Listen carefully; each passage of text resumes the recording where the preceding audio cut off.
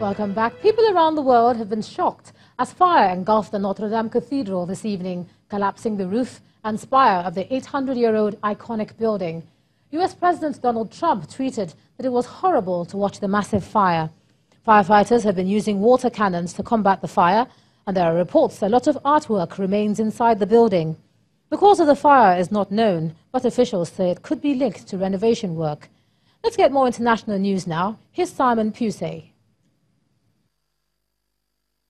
Good evening from the Channel's newsroom in London. Tonight we begin in Sudan, where protesters are continuing to block an attempt to break up a sit-in outside the Defence Ministry, where demonstrators have been pushing for a quick transition to civilian rule after the ousting of President Omar al-Bashir. Isabel Morgan reports. The voice of the people continues to ring out in Khartoum. The protesters remain resolute. We will stop here until we finish all the work. We cannot leave this place. Thousands began staging the sit-in on April the 6th, demanding an end to the 30-year rule of al-Bashir. Now, some 5 days after he was indeed overthrown, they're calling for all the leaders of the past regime to be put on trial and for a civilian government. There are military barricades in place, but earlier efforts to disperse the demonstration were blocked when protesters joined hands and formed rings around the sit-in area. Amid claims of troops supporting the protest, social media footage appears to show a Sudanese soldier giving his military cap to a boy who was leading chants among the crowd. At the weekend, the Transitional Military Council announced a raft of measures, including moves to counter corruption, restore press freedom, and most importantly, to hand over to civilian rule. However, it remains to be seen whether these commitments are enough to satisfy the Khartoum protesters. Isabel Morgan, Channel's Television News. Now to the United States, where the field for the 2020 Democratic presidential nomination has become even more crowded. Pete Buttigieg, the mayor of South Bend, Indiana, officially announced he was running, and at 37, he is the youngest candidate for the Democratic Party. My name is Pete Buttigieg. Pete Buttigieg's campaign has enjoyed a surge in opinion polls, taking him from obscure Midwestern politician to top-tier contender in a matter of weeks. As the first openly gay major contender for the presidency, he's gathered strong support from among Democrats who increasingly value diversity and progressivism. The forces changing our country today are tectonic. Forces that help to explain what made this current presidency even possible. That's why this time is not just about winning an election.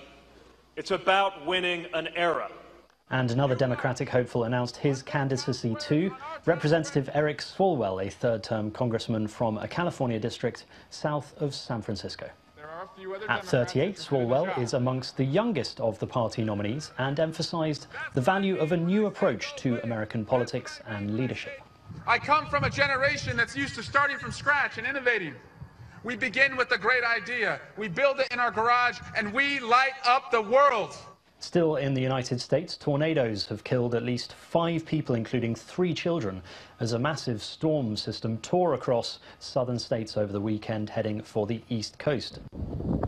These were the skies over Texas when stormy clouds turned into a tornado, along with fatalities. There were reports of numerous injuries and widespread destruction as the deadly twisters drove westwards, putting more than 100 million people at risk. Now to election news, and in Finland, the leftist Social Democrat Party has won a narrow victory with 17.7% of the vote over the far-right Finns Party of 17.5%. The leader of the SDP, Antti Rinne, told jubilant supporters that it was the first time since 1999 that the party was the largest in the country.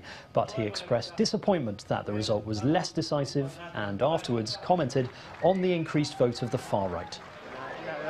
It's clear that the political field has changed. Now we are having equal-sized parties in Finnish society.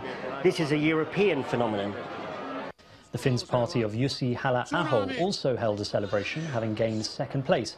But with no party winning by a clear margin, it may be hard to build a workable coalition. Most other political parties have said they are not prepared to enter into an alliance with the extreme right. And in the Ukraine, there was an unexpected development in the run-up to the deciding vote in the presidential elections. Incumbent President Petro Poroshenko held a mass rally, but is trailing ahead of Volodymyr Zelensky, a TV star and comedian, after the first round of voting. The two men were due to take part in a televised debate, but only Poroshenko turned up. He made much of the absence of Zelensky, whom he has consistently attacked for having no political experience. And in a Russian zoo, a Siberian tiger called Bartek joined in. He was given the chance to back the eventual winner in the race for Ukraine's presidency and clearly chose the box bearing the photo of Zelensky. And now finally, one of the greatest sporting comebacks of all time. After 11 years, Tiger Woods has once again won a major title, hoisting the trophy for the US Masters.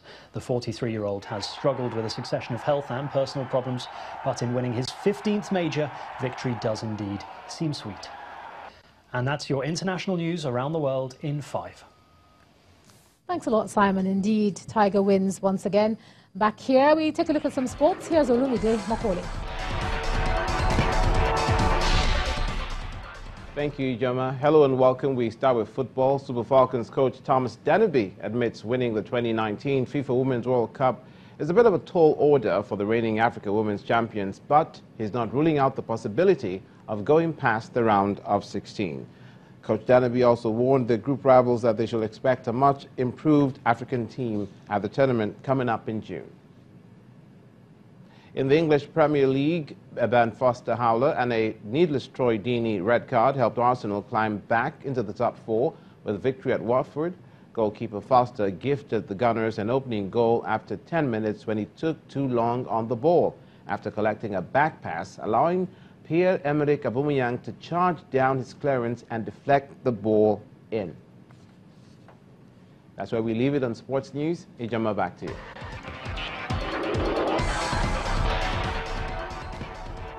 Thanks a lot, Olumide. And the main news again. The Code of Conduct Tribunal today fixed April the 18th to deliver judgment in the case of false declaration and non-declaration of assets against the suspended Chief Justice of Nigeria, Justice Walter Onoge.